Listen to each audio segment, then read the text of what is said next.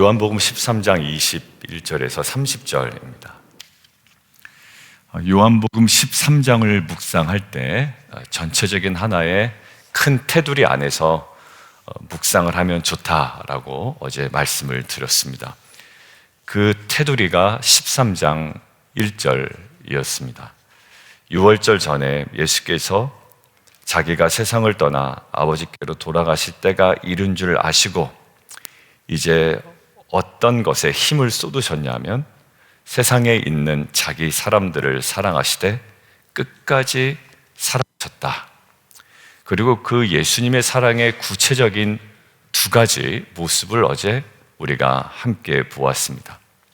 첫 번째는 뭐였냐면 어제 본문에 예수님께서 제자들을 사랑하시기에, 너무나도 사랑하시기에 그 사랑의 첫 번째 표현이 그 제자들, 예수님께서 본을 보이신 그대로 그들이 행하도록 하는 거예요. 그러니까 이게 베드로전서 2장에도 나와 있다고 그랬죠. 내가 너희에게 본을 보여 그 자취를 따라오게 하셨다.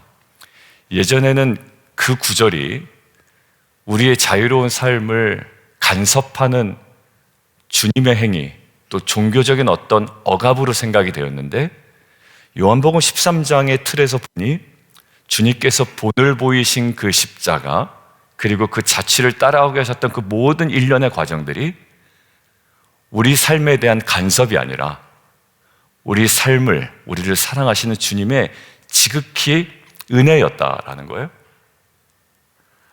그러니까 우리가 순종의 삶을 살아라 할 때 가슴에 이렇게 좀 답답할 때가 있습니다. 내 삶을 언제까지 이렇게 드려야 되나. 그런데 궁극적으로 오늘 13장을 보면 주님이 보이신 본을 그대로 따라하는 것이 우리에게는 뭐다? 그게 복이다라는 거예요. 여러분들, 그게 사실 어제 본문에 있었는데 어제 새벽에 우리가 나누지 않았더라고요. 집에 가서 보다 보니까, 지금부터 이제 잘 들어보세요. 어제 들으셨던 내용과 오늘 내용을 한번 잘 연결해 볼게요. 예수님의 제자를 향한 끊임없는, 그러니까 마지막까지 끝까지 사랑하시는 사랑의 두 가지를 봤잖아요. 본을 보여 그것들을 따라 행하게 하려는 것, 이게 그들에게 복이라는 거예요. 그러니까 결국 그들에게 복이 되는 그 행동을 말씀하시는 것 자체는 뭐예요? 사랑이죠. 그래서 제가 어제 말씀드린 거, 가이드에도 해놓은 거, 아버지가 자전거를 타니까 너무 기분이 좋은 거예요. 물론 자전거 탈 때 어떻게 됩니까? 넘어지죠. 중간에 아프죠. 뒤뚱뒤뚱하죠. 막 그만두고 싶죠. 피아노 배울 때 아이들이 처음에 하면 답답할 거예요. 이게 뭔가 손도 제대로 움직이지 않고 힘들죠. 어떤 아이들은 울 거예요. 엄마 이제 안 할 거야. 다음부터 나 이제 우리 심현주 집사한테 안 갈 거야. 이렇게 하는 애들도 있을 거라고. 근데 그 집사님을 잘 따라하다 보면 이제 악보에 있는 것들을 자유롭게 칠 수 있는 기쁨이 있죠. 이게 뭡니까? 사랑이죠. 본을 보여주시고 따라하는 데는 분명한 이유가 있는 거예요. 근데 무지한 제자들이, 무지한 인간들이 이것들을 간섭이라고 여긴다고요. 근데 오늘 제가 어제 보다가, 야, 이걸 어제 얘기했어야 되는데, 아니, 오늘 얘기했어야 되는데, 이제 어제 보다가, 자, 17절 보세요. 밑줄까지 권았는데 연결을 못 시킨 거예요. 본을 보여 행하게 하려 하여 본을 행할 것 같이 너희도 행하게 하려 본을 보였노라. 그러니까 따라하기를 원했던 거잖아요. 근데 17절에 그 해답이 바로 나와 있어요. 너희가 이것을 알고 행하면 뭐가 있다? 가슴에 답답함이 있다가 아니라 복이 있으리라. 여러분들, 근데요, 이게 갑자기 요한이 쓴 거잖아요. 그럼 제가 자연스럽게 최근에 묵상한 뭐가 떠올랐을까요? 요한계시록 1장 한 번만 찾아보세요. 요한계시록.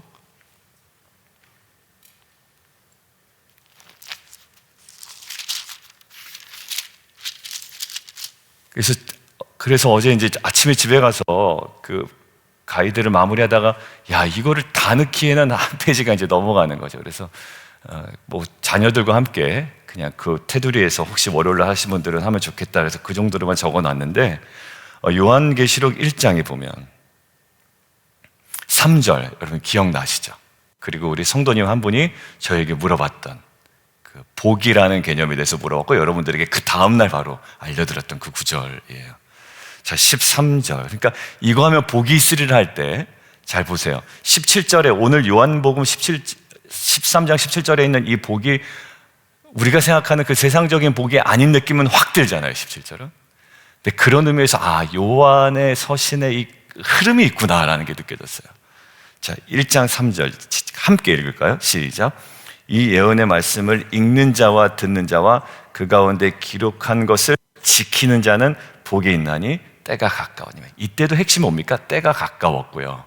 이 요한복음 이때 주님의 때가 가까웠단 말이에요. 지금은 주님이 오실 때가 가까운 것이고 계시록은 이때는 주님이 다시 가실 때가 가까운 거예요. 양상은 다르지만 우리에게 진정한 그 전환기에, 제가 어제 오전에 다시 묵상된 건 인생의 그 참 전환기에 주님이 가실 때, 주님이 오실 때, 이 전환기의 진정한 우리의 복은 우리가 무엇인가를 추구해서 쌓아놓는 복이 아니라 주님께서 본을 보이신 그 삶을 살아갈 수만 있다면 그게 진짜 우리에게 복이 되는구나라는 것을 깨달았습니다. 그리고 두 번째, 어제 주님이 너무 사랑하시기에 우리에게 주신 선물이 뭐라고요? 19절, 믿게 하려 함이로라. 그러니까 다른 것이 아니라 주님이 더 알아주고 주님이 더 믿어진다는 게 뭐라고요? 그게 복이죠, 정말. 여러분들, 근데 놀라운 사실, 이게 주님이 우리를 사랑하시게 주시고자 하는 메시지였잖아요. 근데 죄송해요, 하나만 찾아보자고 그랬는데 하나만 더 찾아봐요. 요한복음 20장 29절. 여러분들, 요한복음에 요한계시록처럼 막 이게 이렇구나, 이게 갑자기 깨달아졌어요. 그냥 뭐 어디서 본 건 아닌데 막 깨달았을 때 막 이렇게 좀 흥분되는 거 있죠. 요한계시록에도 뭐가 있습니까? 몇 번에 걸쳐서 뭐뭐 하는 자들은 뭐가 있다? 복이 있다. 1장 3절부터 시작해서 몇 번 나옵니다. 근데 요한복음에도 2번 나와요. 그게 한 번이 어제 나왔던 거예요. 근데 그 한 번, 어제 나온 한 번이 뭐 하는 자가 복이 있다? 행하면 복이 있다 하죠. 행하면 복이 있다. 자, 20장 보세요. 20장 28절 29절 제가 읽을 거예요. 도마가 대답하여 이르되 나의 주님이시여 나의 하나님이십니다. 도마 의심 많았죠. 저는 이게 우리의 모습이라고 생각이 돼요. 다른 사람 아니에요, 사실. 우리의 모습이라고요. 어쩔 수 없어요. 침례 요한의 제자들도 의심했다고요. 침례 요한 자체도 약간 의심했다고요. 오실 그분이 당신 맞습니까? 여러분들, 의심은 나쁜 게 아니에요. 근데 뭐가 더 은혜로우냐면 의심에서 믿음으로 가는 게 뭐라고요? 믿게 하라면 하나님의 다 장치였고 사랑이었다고. 그러니까 제가 어제 기도하다 하나님, 그게 사랑이었군요. 그게 하나하나의 장치와 그 모든 시간에 따라 믿게 되는 건 정말 주님의 은혜였군요. 오늘 29절 보세요. 예수께서 이르시되 너는 나를 본 거로 믿느냐? 보지 못하고 뭐 하는 자? 믿는 자들은 복되도다. 이게 요한복음에 딱 2번 나오는 복되도다라는 선언이에요. 하나 뭐였습니까? 행하는 자는 복이 있다. 그리고 믿는 자는 복이 있다. 근데 어제 핵심 뭐죠? 주님께서 사랑하시되 끝까지 사랑하셨는데 그 사랑의 메시지가 뭐죠? 내가 본을 보인 대로 행해라. 이거는 우리에게 복되다라는 주님의 마음이란 게 사랑이었고, 믿게 하려 함이라, 이게 그 어느 복보다 가장 귀한 복임을 요한복음 20장에서 도마에게 얘기하시잖아요. 그러니까 주님의 사랑에 담긴 메시지예요. 맞아요. 야, 이거 좀 따라해봐. 이렇게 보드를 타면 재밌어. 여러분들, 보드 처음에 탈 때 어때요? 엄청 넘어집니다. 저도 한국에서 스키를 안 배우고, 우리 이제 그 온누리 교회는 여름에 한 번, 겨울에 한 번 사역자들 리트릿을 하라고 예산이 편성되어 있어요. 좀 큰 교회다 보니까 더 그렇습니다. 그러니까 여름에 그 사역자들과 간사님들이 한 번 가요. 그리고 겨울에 또 한 번 갑니다. 그래서 1박 2일이나 2박 3일 가는데, 그때 이제 겨울에 그 스키를 타러 간 거예요. 근데 저는 뭐 한 번도 타본 적이 없잖아요. 그래서 뭘 탈까요? 했더니 보드를 한번 타보라는 거예요. 그래서 알려주더라고요. 이렇게 아세요? 보드 탈 때 이렇게 쫙 팔고 그 방향대로 가고 이렇게 전환하는. 처음에 엄청 넘어졌거든요. 근데 이게 배우다 보니까 어떻게? 재밌어요. 이게 원망이 안 되더라고요. 자, 참, 요 13장, 요 사랑의 관점에서 보면 이것이 저에게 이제 부담이 좀 덜 되기 시작했어요. 저도 사실 부담이 됐죠. 그 모든 계명들과 말씀들과 나에게 한 요구들이 모든 것들이 내 삶을 좀 간섭하는 것 같고, 그러나 하나님이 사랑이다라는 거예요. 그 관점에서 오늘 본문 볼게요. 오늘 본문을 보면 그 사랑의 관점에서 첫 번째 어떤 거냐면 21절이 사랑이라는 거예요. 21절이. 같이 한번 읽어볼까요? 시작. 예수께서 이 말씀을 하시고 심령이 괴로워 증언하여 이르시되 내가 진실로 진실로 너희에게 이르노니 너희 중 하나가 나를 팔리라 하시니. 이거 오픈한 거죠. 어느 정도. 이것 때문에 심히 괴로우셨다고요. 그리고 이렇게 미리 얘기하시면 나중에 그 일이 벌어졌을 때 제자들로 하여금 믿게 하려 합니다 라고 이야기하셨고, 그러나 예수님께서 그런 의도가 있으셨지만 주님은 너무 힘드셨어요. 두 가지 이중적 고통이었다고 생각이 드는데요. 첫 번째 고통은 죽음을 앞둔 고통입니다. 여러분들, 주님께서 굉장히 비통해 하시고 애통해 하셨다가 요한복음에 한 3번 나와요. 그게 언제냐면 지금 이 부분이고요. 그리고 첫 번째는 나사로의 죽음 앞에서고요. 그리고 본인의 십자가 앞에서예요. 다 뭐와 연관되어 있죠? 죽음이에요. 그러니까 이 죽음의 고통은 사실 인간에게 어떻게 보면 실존적인 고통입니다. 두 번째는 가장 가까운 사람에게 어떻게 팔려 넘겨지는, 배신당하는 거잖아요. 이 두 가지 고통이 있는 거예요. 자, 그런데 그 고통 가운데 그냥 고통이다, 예수님 너무 가슴 아프겠다라고 끝나는 게 아니라 여기에 13장이라는 전체의 테두리 안에서의 묵상은 여기에 담긴 사랑을 보는 거예요. 어떤 사랑이냐면 가룟 유다를 향한 예수님의 경고입니다. 여러분들, 저는 경고가 사랑이다, 상식선에서 금방 이해가 됐어요. 가지마, 이거 뭡니까? 부모가 자녀에 대한 사랑이죠. 너 그렇게 하다 큰일 난다. 여러분들, 이 표현은 투박할 수 있어요. 표현은 좀 세련되지 못할 수가 있습니다. 그런데 그 경고 안에 담긴 뭐가 있냐면 사랑이 있어요. 가룟 유다 할 때 항상 동시에 떠오르는 2주 전에 주일날 등장했던 가인이 있습니다. 여러분들, 그 가인이 뭐가 있냐면 예수님이 경고하셨습니다. 자신의 제사를 받지 않으심을 알았죠. 주일에도 얘기했대. 그때 가인의 마음이 분노가 이렇게 있는 거예요. 그래서 하나님께서 그냥 분노한 대로 내버려 두지 아니하시고 너 분함이 마땅하냐? 이렇게 얘기하셨잖아. 야, 네가 이렇게 분해하는 게 마땅하지가 않은데? 라고 얘기하세요. 뭘까요? 사랑이. 그 진짜 사랑이라는 게 어디서 느껴지냐면 죄가 너 문 앞에 엎드러져 있다. 너 잘 다스려야 된다. 경고지만 거기 뭡니까? 사랑이죠. 근데 그 선을 딱 넘어버리잖아요. 그 경고 안에 있는 주님의 사랑을 흠뻑 받아 누리지 못한 가인이 하는 행동이 제사 잘 드리고 하나님께 사랑받았던 아벨을 그냥 몰래 가서 죽여버립니다. 여러분들, 이 오늘 21절에 있는 경고, 수많은 경고들이 우리에게 있는 것 같아요. 저에게도 있고 여러분에게도 있고 공동체적으로도 있습니다. 여러분들, 그 안에 담긴 무엇을 한다면 막 그 기숙사의 사감 선생님처럼 뾰족한 모습이 아니에요. 이 모습은 정말 인자하지만 사랑이 풍성한 그 아버지로부터 흘러내려오는 그 사랑과 견줄 수 없는 그 주님의 사랑입니다. 여러분들, 양심의 가책을 느끼죠. 때로는 말씀을 읽을 때, 들을 때 그것은 정확한 것 같아요. 하나님의 경고의 메시지고요. 또 말씀에서 무엇인가 조금 어긋난 삶을 살고 있거나 생각을 하고 있거나 판단을 하고 있거나 그렇게 행하고 있거나 이런 모습일 수 있습니다. 근데 우리가 이러한 사랑이 담긴 이 경고의 메시지를 계속 우리가 무시하고 나의 방식을 고집한다면 결국 후회할 것 같아요. 그래서 제가 이렇게 정리했습니다. 양심의 가책은, 그리고 그러한 경고는 회개의 자리로 나오게 하는 또 다른 뭐입니까? 복입니다라는 거예요. 왜? 어제의 두 행위가 결국 우리 삶의 궁극적인 복이었듯, 여러분들 들리는 것도 복입니다.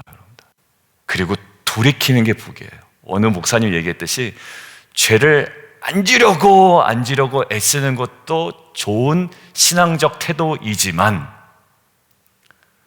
죄를 질 때마다 정말 중심으로 회개할 수 있는 것은 더 좋은 신앙 태도다라는 거예요. 왜? 우리는 실존적 죄인이기 때문에.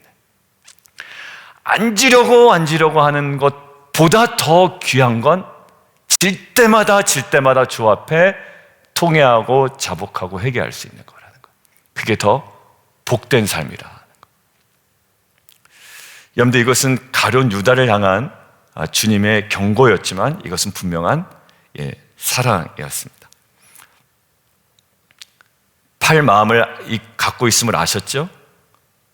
그다음에 지금은 어떤 상태냐면, 지금 시 27절 보죠.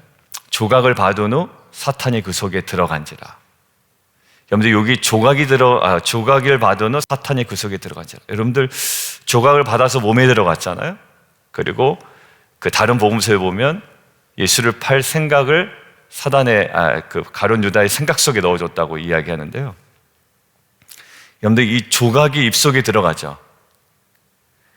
한 조각을 적셔서 시몬의 아들 유다에게 주셨다고 되어 있죠. 이게 그 당시에 식탁에 앉아서의 자세는 뭐냐면 왼팔을 이렇게 기댑니다. 제가 정말 저희 어머니가 너는 어떻게 밥 먹는 자세가 그러냐, 초등학교 때 중학교 때 저는 약간 이스라엘 사람이었나 봐요. 밥을요, 진짜로 예전에 보면 식탁이란 문화가 없고 침대라는 문화가 한국에 별로 없었잖아요. 이불 깔고 자고 이불 다시 개놓고, 그리고 집에서도 저희가 밥 먹을 때 그냥 낮은 식탁이라고 그러죠. 교자상 같은 거 펴놓고 그다음에 다 먹은 다음에 또 교자상 접어서 놓고. 그러니까 저희 집에 식탁이 있어서 그랬는지 없어서 그랬는지 모르지만 아무튼 그랬던 것 같아요. 그럼 제가 어떻게 먹었냐? 이렇게 먹었어요. 희한하죠? 이렇게 하고 이렇게 딱 유대인들이 이스라엘 사람들처럼 먹었어요. 그럼 여러분들, 이거를 그냥 예수님이 일어나지 않고 옆에 있는 사람에게 조각을 넣어줄 정도면 가룟 유다 어디에 앉았게요? 예수님 위쪽에 앉았고요. 그럼 예수님 품 안에 엎드려져서 사랑하는 제자가 누굽니까? 이렇게 물어봤잖아요. 그 사람은 어디에 앉아 있었을까요? 여기에 앉아 있었을 거예요. 지금 보니까 사랑하는 제자가 누구냐면 이제 요한 자신이라고 지금 얘기를 하고 있고, 그다음에 가룟 유다가 바로 여기에 앉아 있을 거다라는 거예요. 여러분들, 굉장히 친밀한 관계 속에 살짝 물어봤을 거예요. 누굽니까? 라고 하는 것들은. 그리고 조각을 주는 자다, 뭐 이렇게 얘기하는 거겠죠. 여러분들, 떡 조각을 죽은 자는 그 습성이 어느, 여러분들 약간 이렇게 생각하시면 돼요. 쉽게 얘기하면, 제가 우리 교회 여자 집사님한테 숟가락에 위에 김치나 생선을 올려서 입에 넣어줘요, 안 넣어줘요? 징그럽죠? 여러분들 표정 딱 보세요. 도대체 막 징그러, 막 이 표정이 징그럽죠. 그거 하면 안 되잖아요. 누구한테만 할 수 있어요? 우리의 자녀나 제 아내한테만 할 수 있습니다. 여러분들, 이게 뭐냐면 굉장히 친밀한 행동이라는 거예요. 그 당시에 찾아보니까 예수님이 이거 놀리고자 하는 행동이 아닙니다. 저는 여기에 예수님이 놀리고자 하는 행동으로 보면 우리의 죄성으로 통과한 주님의 시선이에요. 그러니까 삐뚤어진 마음으로 보니까 예수님 놀리려고 그러는구나, 그렇게 자기를 공격하는 사람 더 찔리게끔 만드는 거나. 아니요, 그럴 의도가 있겠죠. 근데 이 찔림에는 어떤 사랑이 담겨 있다는 거예요. 나중에 이 중에 팔자가 있다, 그리고 넣어줘요. 그러면 이게 다 어떤 태도를 봐냐면 주님의 사랑으로 봐야 돼요. 여러분들, 저는 오늘 어떤 메시지를 드리고 싶냐면, 예수님의 경고도 사랑입니다, 뭐 이런 메시지도 되지만, 전체적으로 입에 넣어주실 때도 있고 뭔가 뜨끔할 때도 있고 전체적인 분위기 속에 한 마음만 있는 거예요. 나를 뭐 놀리거나 비아냥거리거나 이런 거 없어요. 주님의 나를 향한 사랑이라는 관점에서 보면 우리는 충분히 돌이킬 수 있는 기회는 있는 겁니다. 결국 여기서 믿지 않는 자가 있다고 얘기하시죠. 6장 64절 한 번 더 얘기하셨어요. 또 6장 64절 기억나시죠? 믿지 않는 자가 있다. 그리고 발을 씻을 때 씻고 난 후에 또 미리 알려주시죠. 그리고 만찬 자리에서 직접적으로 자신을 팔자가 있다고 또 말씀하시죠. 한 3번 얘기하신 거거든요. 여러 번 기회를 주셨습니다. 이거는 유다를 사랑하시되 끝까지 사랑하셨다, 이 말과 동일해요. 유다를 사랑하시되 끝까지 사랑하셨다. 이것은 무엇일까요? 유다에게 줄 수 있는 기회였다라는 것.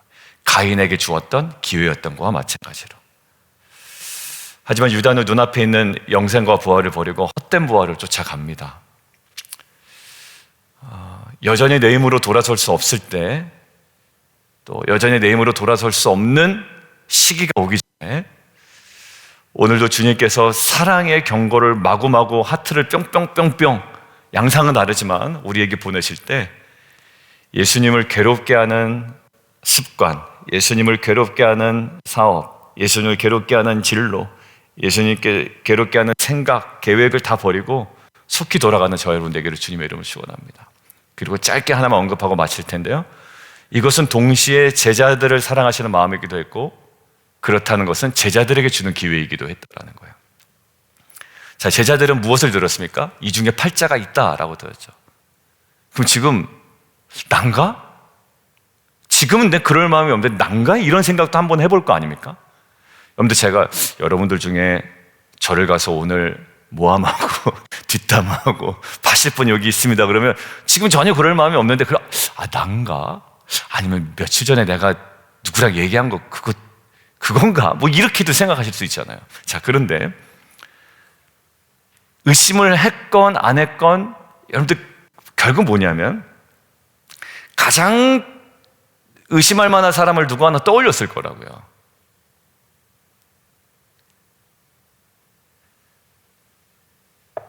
베드로는 누군지 물어보라고 막 머리짓하죠. 이건 뭘까요? 누군지 알면 자기가 또 한번 해보겠다, 뭐 이런 마음도 있었어요. 워낙 강한 캐릭터니까. 자, 하지만 그 순간에 대다수의 많은 사람들, 난가? 잠깐은 생각해봤겠지만 저 사람인가라고 생각을 해봤을 것이고, 베드로는 그래서 누군지를 알면 자기가 즉각적으로 처단할 것이다라는 아마 생각을 해봤을 거예요. 근데 결국 자신들이 예수님을 부인하거나 십자가를 등지고 도망하리라는 그 며칠 후의 모습을 생각하진 않았을 거예요. 무슨 말인지 아시겠죠? 너희 중에 나를 팔자가 있다 할 때 그 며칠 후에 예수님을 등지고, 베드로 자신은 예수님을 모른다고 하고 나와 상관없다고 하고 등지고 떠나고 도망할 거라고 생각하지 않았을 거예요. 그러니까 결국 이것은 다른 사람을 판단하기 전에 내가 믿고 바라고 소망하는 주님과 하나님의 나라가 진정으로 성경을 통해 약속하신 것처럼, 우리 가정에게 약속하신 것처럼 그 동일한 것인지, 그리고 내 삶에 이루어지고 있는 것인지, 아니 이것에 대하여 주님께서 뭐라고 말씀하시고 있는 것은 아닌지, 아니면 앞으로의 나의 지금 이 걸어가는 행보 속에 혹 그런 모습이 나타날 여지는 없는지, 이 모든 것들이 우리에게 기회가 되며 그 기회를 주신 결국 주님의 사랑이라는 거예요. 저는 어제 오늘 참 저한테 중요한 전환점이었습니다. 이 계명을 지킨다는 것은 때로는 우리의 상태에 따라 힘들거든요. 근데 이게 다분히 주님의 사랑이었고, 그 믿음도 사랑이었으며, 또 심지어 경고까지도 주님의 사랑이었다고 하니, 그 사랑 안에 거하는 자의 이 특권과 은혜를 오늘 우리가 누리며 나아가는 공동체가 되었으면 좋겠습니다. 함께 기도하겠습니다. 오늘 주시는 마음을 가지고 어제 부분을 조금 더 나누고 우리가 오늘 말씀으로 갔죠. 어제 제가 아침에 다시 이제 묵상된 것들을 오늘 나누느라고 시간이 좀 갔지만, 사랑이라는 테두리의 관점에서의 어제 오늘 주셨던 마음을 가지고, 특별히 오늘은 되게 뾰족한 이야기 같지만 거기에 굉장히 주님의 풍성한 사랑이 담겨 있습니다.